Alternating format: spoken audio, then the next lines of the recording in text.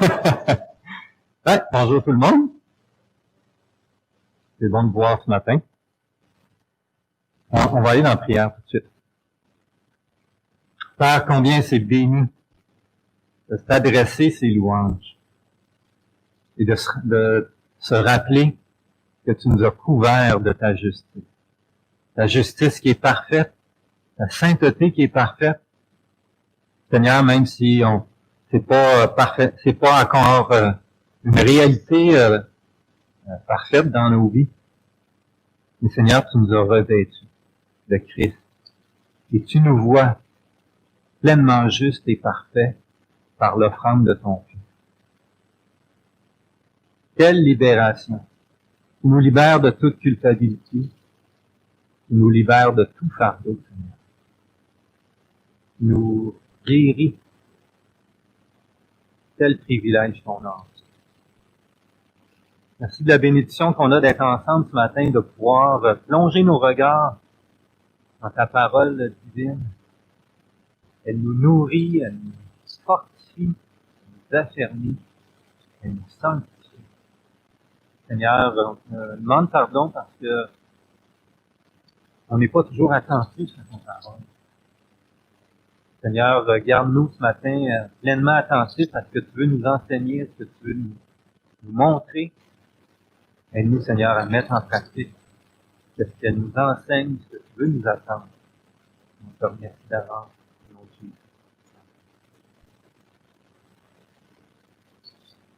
Ouais, hein? Ouais, tu vas déploguer ceux-là ici.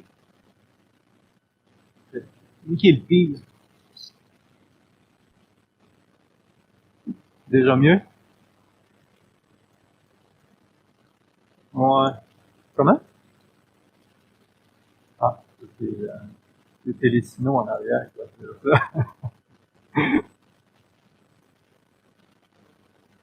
C'est ça. Je vais juste commencer à enregistrer.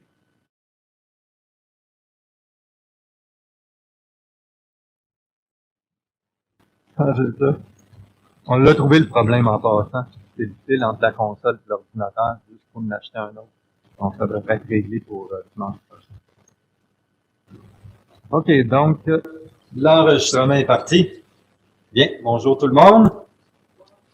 Samedi prochain, il y a la conférence sur les tabous. Donc, tous des sujets d'actualité qui sont difficiles souvent à répondre quand on nous pose des questions. Qu'est-ce que tu penses comme chrétien de tel sujet, de tel sujet? Bien, ils vont être répondus dans cette conférence-là. C'est possible de l'écouter samedi et c'est possible de l'écouter par après en différé.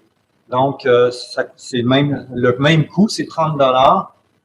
Et après 6 mois, c'est 15 $, puis après 1 an, c'est gratuit. Mais si vous voulez l'écouter samedi, ou si vous avez de quoi samedi, vous pouvez l'écouter plus tard, ça va être enregistré. Il y a des très, très, très fortes chances qu'on ait une réunion de concertation samedi soir concernant le bâtiment et qu'on fasse une réunion d'affaires dimanche après-midi. Donc, je devrais vous confirmer ça là, au début de la semaine. Donc, si vous pouvez réserver ces temps-là, ça va être confirmé. Dès que je vais pouvoir, là, je vais vous le confirmer. Bien. Alors, j'ai aussi reçu une lettre de nouvelles de Julie Paquette, qui est missionnaire au Japon. Alors, brièvement, elle nous demande de le remercier, Seigneur, pour ses 4 ans maintenant. Elle est rendue là. Déjà, oui. Alors, merci Dieu aussi pour... elle a eu une rencontre jeunesse. Il y a 4, elle enseigne à une école, l'anglais à une école. Et il y a 4 jeunes qui sont venus à une activité de jeunesse d'évangélisation. Elle demande de prier pour eux. Et elle demande de prier aussi pour une dame qui a le cancer, à qui elle a présenté l'Évangile, et pour son soutien mensuel. Ça, c'est les nouvelles. Puis, il y a des notes de message de ce matin qui sont ici. Alors, on va continuer dans 2 Thessaloniciens. Alors, après 1 Thessalonicien, on est rendu dans 2. 1 Thessalonicien nous parle de foi, d'amour et d'espérance. À une toute jeune église qui venait d'être constituée et qui était affligée par des persécutions de la part de leurs compatriotes non chrétiens. Dans 1 Thessaloniciens, Paul il parle de la foi exemplaire et de l'amour exemplaire de ces jeunes chrétiens. Il va parler de l'amour qu'il y a pour eux, ainsi que l'amour de Timothée et Silas ont démontré pour eux à l'exemple du Seigneur Jésus-Christ. Et il va leur parler qu'il a vraiment à cœur d'affermir leur foi, parce que il sait que le fait qu'ils sont sous les persécutions et que Paul connaît les ruses du malin, c'est vraiment important qu'ils soient affermis pour qu'ils puissent persévérer. On a parlé du retour du Seigneur, de notre enlèvement auprès de lui. On a vu c'est quoi une exhortation et qu'on a été exhorté à progresser encore dans la sanctification, dans notre amour, dans notre foi.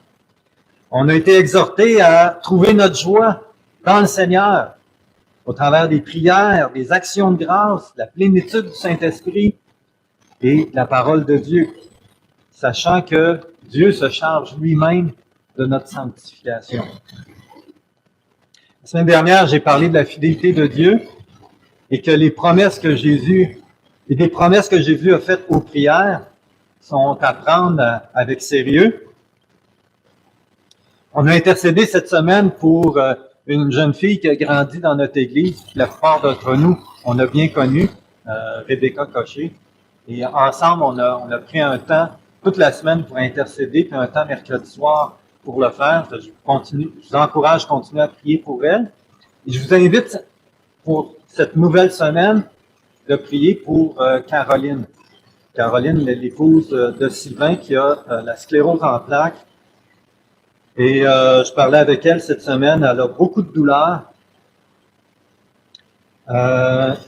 Ensuite de ça, elle doit passer beaucoup de tests dans les prochaines semaines pour un nouveau médicament. Le nouveau médicament, c'est-à-dire que ça fait déjà très longtemps qu'elle est sur l'ancien médicament, elle doit changer de médicament, mais il n'améliorera pas plus sa maladie, c'est juste pour éviter ralentir la progression de la maladie. C'est incurable, ça continue de progresser. Mais prions pour que ça paie au travers. Elle doit passer une résonance magnétique, fonction lombaire, sa protection pour sa paix là-dedans, pour ses douleurs aussi, et pour que sa maladie cesse d'évoluer. Ça serait un miracle, ça serait vraiment une bénédiction pour elle. Donc, prions cette semaine pour Caroline tout au long de la semaine. Je ne l'ai pas en tête actuellement. Robitaille, Sylvain Robitaille. Caroline, je ne me rappelle pas son nom de famille. Alors, 2 Thessaloniciens a été écrit pas tellement longtemps après la première lettre de Paul. Paul avait adressé quelques problèmes dans sa première lettre, et là, il reçoit des nouvelles de l'Église, puis les 2 problèmes qu'il avait adressés, non seulement ils ne se sont pas réglés, mais ils se sont même aggravés. Alors, problème lié au retour du Seigneur et à l'oisiveté. Alors, on avait parlé dans la première lettre que la force des persécutions faisait en sorte qu'il y en a qui attendaient le Seigneur pour demain matin, puis ils se disaient, ça ne sert à rien de travailler, et qui profitaient de la générosité de l'Église, et qu'il y en a même qui enseignaient que le Seigneur était déjà arrivé, qui le disait ou même l'écrivait au nom de l'apôtre Paul. Donc, ça n'allait pas bien. Alors, Paul voulait régler ces problèmes qui persistaient, et c'est pour ça qu'il écrit sa deuxième lettre. Autant la première lettre est une lettre d'encouragement, d'exhortation, autant la deuxième est pour corriger ces 2 problèmes. Ça m'amène à dire, est-ce que les églises vont toujours bien? Est-ce que ça arrive des fois qu'il y a des problèmes dans une église? Alors, si ça fait assez longtemps que vous fréquentez une église, puis même si vous en avez fait quelques-unes, vous savez comme moi que c'est quelque chose qui est assez fréquent. Est-ce qu'il arrive que dans une église, il y a des choses à corriger, des choses à reprendre? Est-ce que c'est parce qu'il y a des choses à corriger ou des choses qui vont pas bien, ou des fois qui prennent plus de temps à se corriger que ça devrait, qu'on devrait se décourager, puis être tenté d'abandonner? Souvent, les plus jeunes, ils trouvent que ça bouge pas assez vite, puis qu'ils auraient le goût d'abandonner, de décrocher.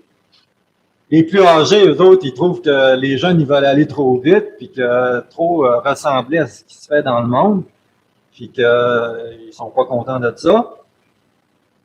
Puis d'autres, ben, parce que les problèmes qu'il y a, ils se règlent pas assez vite. Alors, les raisons peuvent être multiples. Alors, Dieu est fidélité. Il a pris un engagement de fidélité envers son Église. Il a fait une alliance avec nous. Puis nous, on est son épouse. Alors, même si l'épouse n'est pas parfaite, elle est quand même précieuse aux yeux du Seigneur. Alors, être fidèle à Christ, c'est être fidèle aussi à son épouse. On est appelé, malgré que des fois il y a des problèmes, qu'il y a des difficultés, on est appelé à faire confiance au Seigneur, à aimer l'épouse de Christ, puis à persévérer, même si des fois c'est pas facile. Alors, avant de corriger des erreurs d'interprétation et de comportement, eh bien, Paul, il va faire deux choses dans le premier chapitre. La première, c'est qu'il va exprimer sa reconnaissance pour ce que Dieu fait. Alors, il y a des choses qui ne changent pas, il y a des choses qui changent que Dieu fait. Et Paul, d'abord, il fixe ses yeux, non pas sur ce qui va pas bien tout de suite, mais d'abord sur ce qui va mieux et qui est encouragé. Alors, il va exprimer sa reconnaissance pour ce que Dieu fait dans l'Église, puis il va les encourager, il va les édifier à travers qu'est-ce qu'ils vivent. Alors, à travers ce premier chapitre, Dieu nous montre à nous que quand il y a des choses qu'on voit qui ne vont pas bien, d'abord, Dieu nous les montre pour qu'on le mette dans la prière, qu'on lui fasse confiance, qu'on continue d'aimer nos frères et sœurs et de persévérer. Et Dieu nous ouvre les yeux. On peut demander à Dieu, demandons à Dieu, ben Seigneur, qu'est-ce que tu fais dans ton Église? Montre-moi en quoi tu agis, que je puisse te rendre grâce et être reconnaissant de ce que tu fais. Puis montre-moi comment est-ce que je peux édifier ton Église et être encourageant. C'est donc le but du premier chapitre, être reconnaissant et édifiant. Reconnaissant, versets 1 à 4. Donc, 2 Thessaloniciens 1.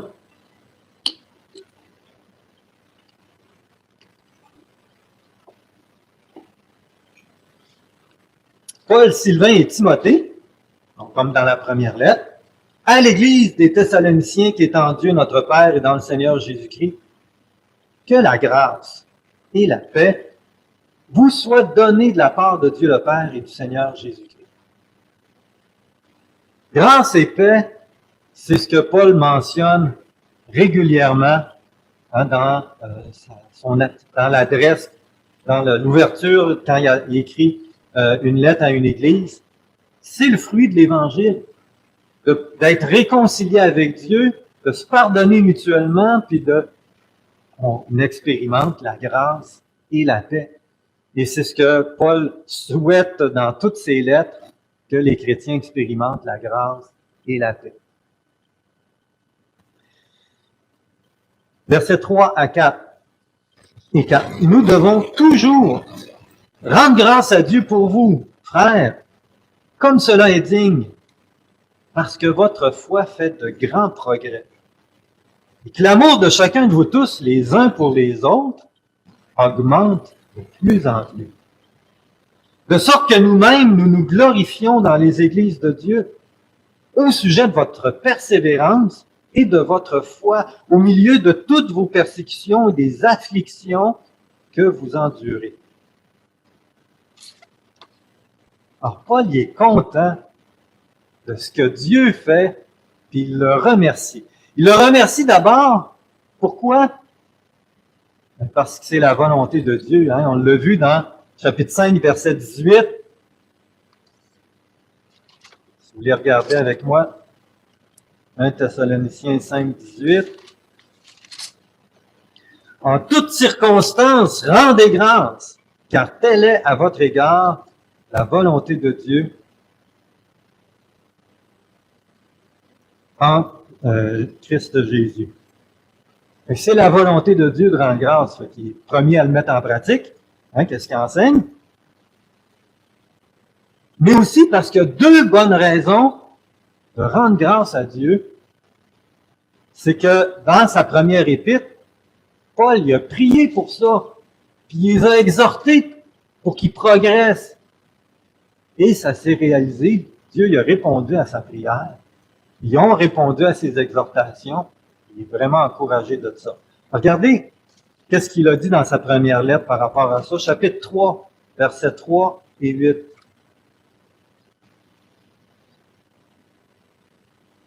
Je vais commencer à la fin du verset 2, afin de vous affermir et de vous exhorter dans l'intérêt de votre foi, pour que personne ne soit ébranlé dans les tribulations présentes. Car, vous le savez vous-même, c'est à cela que nous sommes destinés. Verset 8. Maintenant, nous vivons puisque vous demeurez fermes dans le Seigneur. Verset 10. Nuit et jour, nous lui adressons de très instantes supplications afin de voir votre visage et de suppléer à ce qui manque à votre foi. Verset 12. Que le Seigneur fasse abonder et déborder votre amour, les uns pour les autres et envers tous les hommes, à l'exemple de celui que nous avons pour vous. Chapitre 4, verset 1. Au reste, frères, nous vous le demandons et nous vous y exhortons dans le Seigneur Jésus. Vous avez appris de nous comment vous devez marcher et plaire à Dieu. D'ailleurs, vous le faites. Et bien, progressez encore. Verset 10. C'est aussi ce que vous faites envers tous les frères dans la Macédoine entière. Mais nous vous exhortons, frères, à progresser encore. Alors, Paul, il a prié, il les a exhortés. Dieu a répondu. Les frères et sœurs de Thessalonique, ils reçoivent leurs nouvelles, puis leur amour a progressé, leur foi a tenu ferme, elle a tenu bon. Il est content de ça, puis il rend grâce à Dieu. Alors, non seulement il rend grâce à Dieu, mais en plus, quand il parle à d'autres chrétiens, de d'autres églises, il les nomme en exemple. Il dit, hey, regardez, pour encourager les autres frères qui vivent aussi les afflictions, les tribulations, il leur dit, hey, regardez, l'église de Thessalonique, regardez par où ce qui passe au travers, qu'est-ce qu'ils vivent, puis ils tiennent ferme dans la foi, non seulement ça, mais ils témoignent un amour extraordinaire les uns envers les autres. Wow, c'est encourageant d'entendre quelque chose comme ça. Imaginez, hein, cette jeune église qui entendait ça de la bouche de l'apôtre Paul. Ça va vraiment les encourager. Alors, avant d'adresser les deux situations qui faisaient encore problème, qui ne se réglaient pas, mais Paul, d'abord, il a les yeux fixés sur Dieu, sur Jésus, puis sur qu'est-ce qu'il fait. Il a prié pour ça, il a exhorté avec amour, et il rend grâce à Dieu avec reconnaissance. J'ai une question à vous poser. Ce qu'on vient de lire dans 1 Thessaloniciens, ces prières, ces exhortations, ça venait d'où? Pour Paul. Pourquoi qu'il a fait ces prières-là, qu'il les a exhortées? Exactement. Ce qu'ils aimaient, ça venait de son amour. Regardez encore dans 1 Thessaloniciens, chapitre 2, versets 7 et 8. On l'a déjà vu, mais c'est bon encore de le relire. Chapitre 2, verset 7. Mais nous avons été pleins de douceur au milieu de vous, comme une mère prend soin de ses enfants. Nous aurions voulu, dans notre tendresse pour vous, vous donner non seulement l'évangile de Dieu, mais encore nos propres vies, tant vous nous étiez devenus chers. Versets 11 et 12. Vous savez que nous avons été pour chacun de vous ce qu'un père est pour ses enfants. Nous avons exhorté, consolé, adjuré de marcher d'une manière digne de Dieu qui vous appelle à son royaume et à sa gloire. Ses prières et ses exhortations, c'était le fruit de son amour pour vous. C'est parce qu'il aimait qu'il a fait ces prières-là, et Dieu l'a exaucé. Il en rend grâce à Dieu. Alors, vous savez, dans une église, il peut y avoir toutes sortes de problèmes, de toutes les sortes. Qu'est-ce qui va nous aider à persévérer? C'est notre amour. C'est notre amour d'abord pour Christ et notre amour pour son épouse. Alors la question, c'est que si on est découragé par un problème en particulier, c'est quoi le problème? Est-ce que c'est la situation qui se produit dans l'Église ou c'est mon cœur qui manque d'amour, qui manque de foi? Est-ce que Jésus est capable de prendre soin de son Église et de la diriger? Est-ce que Dieu répond aux prières? Est-ce que le Saint-Esprit répand l'amour de Dieu dans nos cœurs? Ben, si vous dites oui à ces trois questions-là, il n'y a plus beaucoup de problèmes. Il devrait en avoir moins, en tout cas. Ça devrait être moins pire que ça l'est. Puis, c'est pas de faire semblant qu'il n'y en a pas de problème. Mais c'est de voir qu'est-ce que Dieu fait, qu'est-ce qu'il agit. Puis la foi, c'est de voir qu'est-ce que Dieu peut faire, ce que Dieu va faire. Et comment est-ce que Dieu, l'amour, c'est comment est-ce que Dieu peut nous utiliser pour faire une différence. Alors, Dieu, il y a un but pour chacun de nous, c'est d'affermir notre foi et notre amour. Et qu'est-ce que Dieu peut utiliser pour ça? C'est sûr qu'il utilise la parole de Dieu, c'est sûr qu'il utilise quand on s'encourage les uns les autres, mais il utilise aussi des épreuves. Des épreuves dans nos vies personnelles, des épreuves dans l'Église, des épreuves au travail, etc. Qu'est-ce que Jean qui dit, je vous le rappelle, mes frères et sœurs, considérez comme un sujet de joie complète les diverses épreuves auxquelles vous êtes exposés, sachant que la mise à l'épreuve de votre foi produit la persévérance. Quand il y a une situation problématique, Dieu veut, à travers notre amour et nos prières, affermir notre foi en lui, notre confiance en lui, notre amour pour son Église et persévérer. On a besoin de persévérance parce que c'est facile de se décourager et d'abandonner. On est tous humains. On est tous comme ça, plus ou moins. On a besoin de se rappeler ça. Alors, Paul il est content parce que l'épreuve, c'est un test et l'Église de Thessalonique a réussi le test. Ils persévèrent, leur amour grandit, leur foi progresse, malgré que c'est difficile, qu'il y a des afflictions, des persécutions, puis qu'il y a deux problèmes qui ne se règlent pas dans l'Église. Alors, c'est les deux problèmes qu'il va adresser, chapitres 2 et 3. Alors, Paul est reconnaissant, il dit « Merci Seigneur, tu réponds aux prières, les frères progressent. » Et après avoir exprimé sa reconnaissance, eh bien là, il va édifier les frères et sœurs, reconnaissant et édifiant, versets 5 à 10.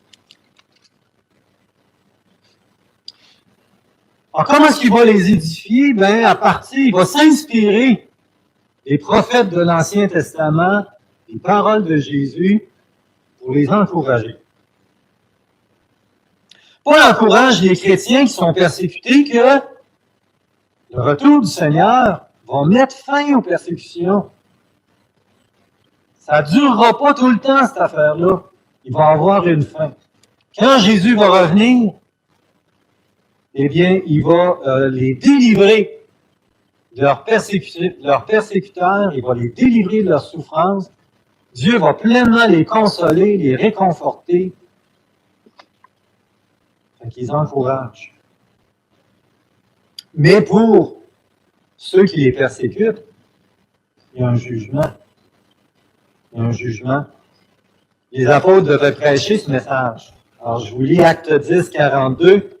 Jésus nous a ordonné de prêcher au peuple et d'attester que c'est lui que Dieu a désigné, juge des vivants et des morts. Acte 17, 30 et 31. Dieu, sans tenir compte des temps d'ignorance, annonce maintenant à tous les hommes en tout lieu qu'ils aient à se repentir parce qu'il a fixé un jour où il va juger le monde selon la justice par un homme qu'il a désigné, et il en a donné à tous une preuve digne de foi en le ressuscitant d'entre les morts. Alors, c'est un jugement qui, important, va être selon la justice. Alors, ça va être un juste jugement par un juste juge qui voit tout, qui connaît tout, à qui on ne peut rien cacher. Alors, Paul a dit à tous ceux qui souffrent injustement que quand Jésus va revenir, eh bien, il va châtier ceux qui les ont persécutés, qui les font souffrir, à moins qu'ils ne se repentent. Comme l'apôtre Paul lui-même. Paul était un persécuteur des chrétiens. Puis, il faisait ça au nom de Dieu. Il était convaincu qu'il faisait la volonté de Dieu en faisant souffrir les chrétiens. Alors, même qu'il est parti de Jérusalem pour aller en Syrie, à Damas, avec des lettres, l'autorisant à arrêter des Juifs, puis à les ramener pour les emprisonner à Jérusalem. Et les chrétiens avaient une peur bleue de Paul parce qu'il était très zélé pour ça, pour les faire souffrir. Bon, vous connaissez la suite. Sur le chemin, en allant à Damas, Jésus l'a arrêté. Jésus s'est manifesté à lui et Paul s'est repenti et s'est converti. Mais il s'est toujours rappelé que avant que Jésus intervienne dans sa vie, il a été un persécuteur des chrétiens. Alors, il savait de quoi il parlait, en parlant de persécution, puis en parlant des persécuteurs. Alors, quand il leur dit que à ces chrétiens-là qui sont persécutés, eh bien qu'il y a un juste jugement qui s'en vient pour eux quand Jésus va revenir, ben, il encourage les chrétiens que oui, ils vont être délivrés, mais aussi, certainement, de penser qu'est-ce qui va leur arriver s'ils ne se repentent pas, afin de susciter certainement quelques prières et quelques compassions pour eux. Jésus nous enseigne dans le Sermon sur la montagne d'aimer nos ennemis, de prier pour ceux qui nous maltraitent, qui nous persécutent. Et c'est certainement ça que Paul veut susciter dans le cœur des chrétiens qui sont persécutés, qui sont affligés par d'autres, qui sont maltraités par d'autres, de prier, d'être compatissant pour eux. Je me rappelle quand j'étais tout jeune chrétien, j'avais lu l'histoire, un fait qui était arrivé en Russie dans les années, au début des années 80, 70-80. Puis c'était à l'époque où la police secrète, les églises chrétiennes se réunissaient en cachette et que la police secrète cherchait à les dénicher. Et ça arrivait souvent qu'ils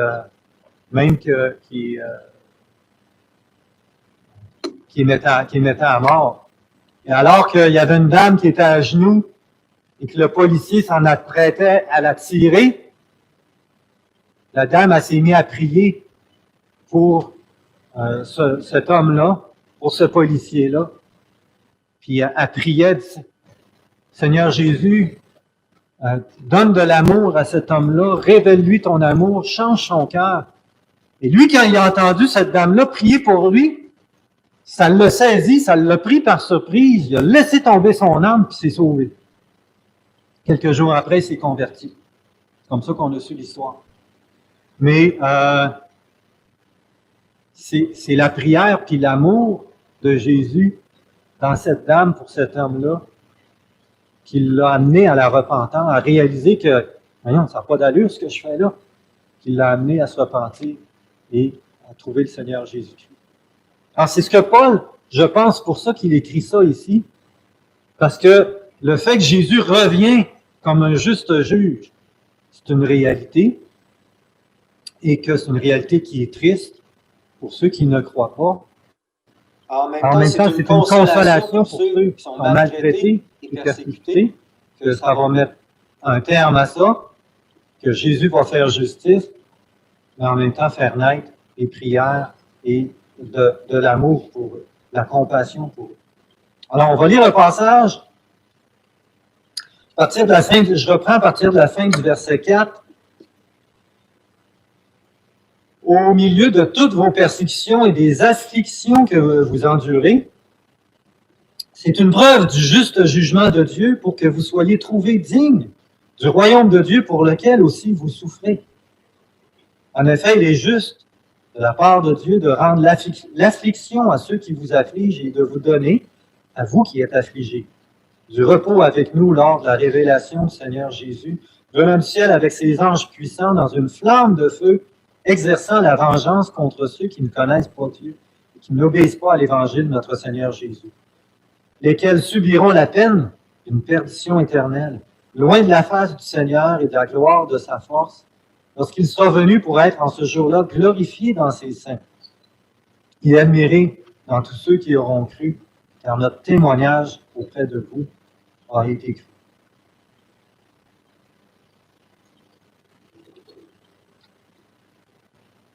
C'est pas facile aujourd'hui de parler de perdition éternelle ou de condamnation éternelle. Alors, mais est-ce qu'on le réalise? C'est pas un message facile à transmettre aujourd'hui, mais pour les apôtres, ça faisait partie de leur message. Que Jésus est ressuscité, est devenu le roi, le souverain de l'univers et qui va revenir pour faire justice.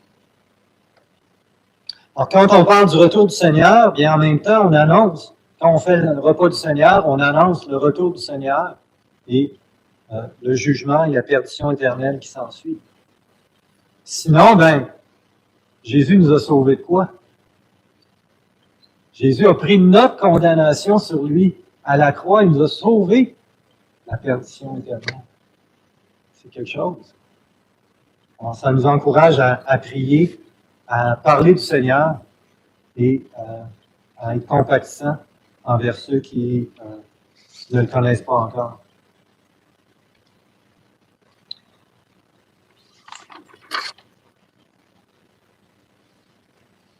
Alors, dans le début de cette lettre, Paul est reconnaissant et édifiant. Et ce que Paul met ici en pratique, eh bien, ça nous exhorte à le faire aussi. Puis avant de vouloir corriger des choses, être nous-mêmes à d'abord regarder qu'est-ce que Dieu fait, puis à être reconnaissant puis édifiant. Est-ce que nous voyons des problèmes dans l'Église de Valleyfield? Si vous êtes nouveau, vous n'en voyez peut-être pas beaucoup encore, mais ça va venir. Il y en a certainement. À quoi Dieu nous appelle à travers cette exhortation? Mais certainement à aimer l'épouse de Christ, son Église, nos frères et sœurs. Et ça implique de pardonner, ça implique d'accepter des choses sur lesquelles on n'a pas le contrôle, et de venir devant Dieu pour prier avec foi. Prier avec foi, puis d'être fidèle en persévérant, avoir foi en lui, qu'il prend soin de son Église et qu'il veille sur elle. Ce premier chapitre nous exhorte à être reconnaissants pour l'Église de Christ, puis de chercher, demander à Dieu d'être utilisé par amour pour édifier son Église, pour s'encourager et s'édifier les uns les autres, avant de se reprendre et de se corriger. Dieu nous appelle à être reconnaissants et édifiants. Et c'est pas étonnant qu'il va conclure cette section-là par une prière édifiante, où il va demander 3 choses à Dieu. Alors, il termine par une prière, puis une prière exhortante pour les frères. Il demande qu'ils soient rendus dignes de la vie à laquelle Dieu les a appelés. Autrement dit, il demande que les chrétiens connaissent la vie de Christ, qu'ils expérimentent la vie de Christ en eux.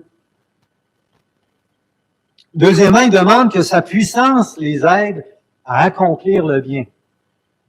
C'est-à-dire que Saint-Esprit agit en eux pour accomplir les œuvres que Dieu a préparées d'avance.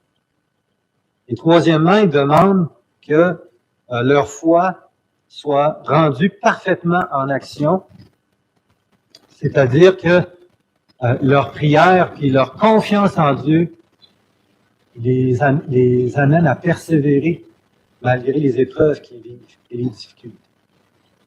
Lisons-la ensemble, versets 11 à 12. C'est pourquoi nous prions sans cesse pour vous. Nous demandons à notre Dieu de vous rendre digne de la vie à laquelle il vous a appelé. Nous demandons que par sa puissance, il vous aide à réaliser vos désirs de faire le bien et qu'il rende votre foi parfaitement active. Ainsi, le nom de notre Seigneur Jésus sera honoré par vous et vous serez honorés par lui. Tel sera l'effet de la grâce de notre Dieu et du Seigneur Jésus. Je l'ai lu en français courant, c'est un petit peu différent de ce que vous aviez dans vos vies. Prions ensemble.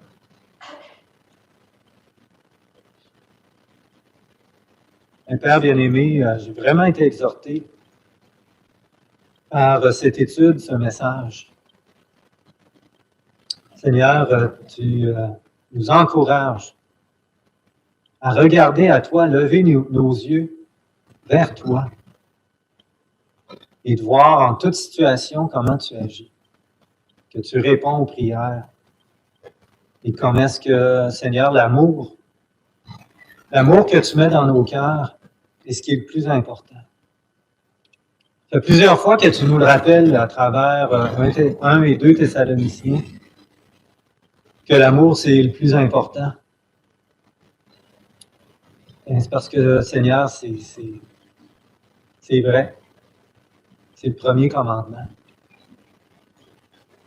Seigneur, donne-nous de progresser dans nos prières, de progresser dans notre amour et dans la foi. Que quand on voit des choses difficiles, quand on vit des problèmes, que ce soit dans l'Église ou dans nos vies personnelles, et bien qu'on puisse exercer notre foi en toi et notre amour. Donne-nous de la persévérance, Père. Donne-nous de nous encourager les uns les autres, comme Paul l'a fait ici, pour les chrétiens de Thessalonique. Merci de nous enseigner ces choses au nom de Jésus. Amen. Eh bien, bon dimanche, profitez de la belle journée. Bonne semaine à tous. Fait que mercredi, je vais vous envoyer un lien Zoom pour